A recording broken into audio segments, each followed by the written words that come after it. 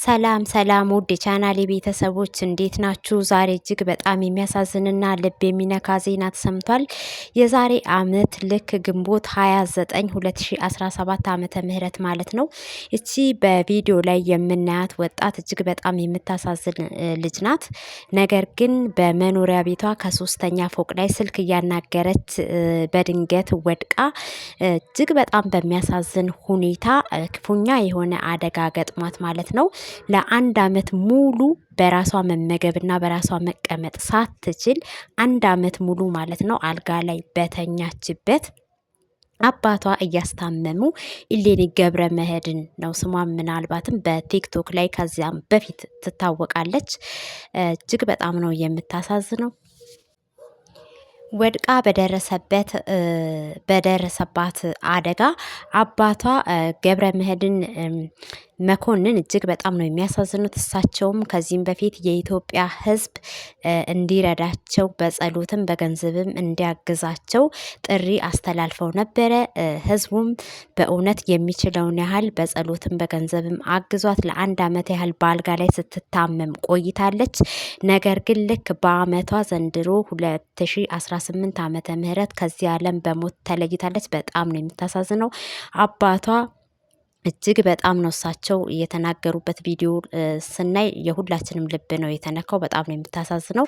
ነገር ግን እግዚአብሔር የፈቀደው ነውና የሚሆነው። ሰው ያስባል፣ እግዚአብሔር ያሳካል። ምንም አይነት የሕክምና እርዳታ ቢደረግልንም ባይደረግልንም እግዚአብሔር አምላክ ተስፋ ሲሰጠን ሲያድነን ቀናችን ሳይደርስ ሲቀር እሱ ሲያድነን ነውና መዳን የምንችለው። በሕክምናም ሆነ በእኛ ጸሎትም ሆነ በእኛ እርዳታ ለአንድ አመት ያህል አልጋ ላይ ብትቆይም ኢሌኒ ግን ዛሬ በ2018 ሰኔ 12 ቀን ዛሬ ህይወቷ አልፏል ማለት ነው። በጣም ነው የምታሳዝነው። አባቷ አንድ አመት ሙሉ ሽንትና ሰገራ ምንም ሳይሉ ሁሉን ነገር በእሳቸው ላይ ሲያስታምሙ የነበሩ ልጃቸውን ዛሬ በአንድ አመታቸው ልጃቸው አርፋለች ማለት ነው። በጣም ነው የምታሳዝነው። አባቷን እግዚአብሔር አምላክ ያጽናናቸው፣ ጽናቱን ይስጣቸው ማለት እንወዳለን።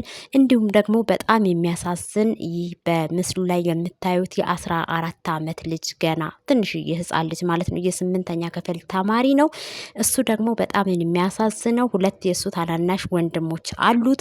ወንድሞቹን እና ይሄንን የ14 አመት ልጅ እናትየዋ እያሳደገች በአዲስ አበባ ማለት ነው። አዲስ አበባን በሚያክል ከተማ አይደለም ዛሬ በክፍለ ሀገር እንኳን ኑሮ ከባድ በሆነበት ሰዓት ለብቻዋ 3 ልጆችን የምታሳድግ እናት ነገር ግን ዛሬ ከአባታቸው ጋር ተለያይታ የልጆቹ አባት ዛሬ ሌላ ህይወት መስርቶ በጅጅጋ ከተማ የሚኖረው ይቺ እናት ደግሞ የዚህ የ14 አመት ህፃን የእሱ ታናናሾችም 2 ወንድሞች አሉት። ነገር ግን በድንገት ታማ በአዲስ አበባ በሚኖሩበት መኖሪያ ቤታቸው እየኖረች ልጆቿን እያስተማረች ከባለቤቷ ጋር ተፋታ እሱ ሌላ ትዳር መስርቶ እሷ በምታስተምርበት ሰዓት ላይ በድንገት ታማ በጣም ነው የምታሳዝነው። የ8ኛ ክፍል ተማሪ ልጅ ነው። ይሄ በቪዲዮ ላይ የምናየው የ14 አመት ልጅ ነው ገና። ነገር ግን የ8ኛ ክፍል ሚኒስትሪ ሊፈተን እንደደረሰ እሷ ታማ ስለምታውቅ የሆነ ነገር እንኳን ቢፈጠር እኔ እንኳን ባይሻለኝ ምንም አይነት አደጋ ቢፈጠር እንኳን አመቱን ሙሉ በስንት አመት ሙሉ የለፋህበትን ሚኒስትሪ ትምህርትህ እንዳይቀር መፈተን መቻል አለብህ ብላ እናቱ ህፃኑን ቃል አስገብታው የእናቱን ቃል ላለማጓደል ብሎ ይህ የ8 አመት ልጅ ካሊድ ማለት ነው እጅግ በጣም በሚያሳዝንና በሚገርምና በሚደንቅ ሁኔታ እናቱ ፈተናውን ሊጀምር ሰዓታት ሲቀረው ከዚህ ዓለም በሞት ተለይተዋል።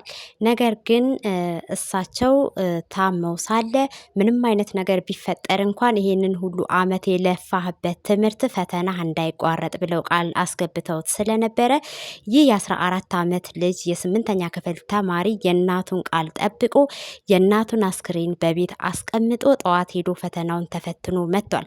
የከሰዓቱን ደግሞ ከፈተና ሲመጣ እናቱን ሄዶ ቀብሮ ተመልሶ ከሰዓት ደግሞ ፈተናው ላይ ሄዶ መቀመጡ ብዙዎችን ያነጋገረና ልጁ ምን አይነት ጠንካራና ጎበዝ እንደሆነ የወደፊት እጣ ፈንታውን እግዚአብሔር አምላክ ያሳካለታል። አሁን ላይ ግን በህይወት ለተለዩት እናቱ መጽናናትን እንመኛለን። የልጁን ጽናት አለማድነቅ አይቻልም። በጣም ጎበዝና ጠንካራ ተማሪ እንደሆነም ተነግሯል።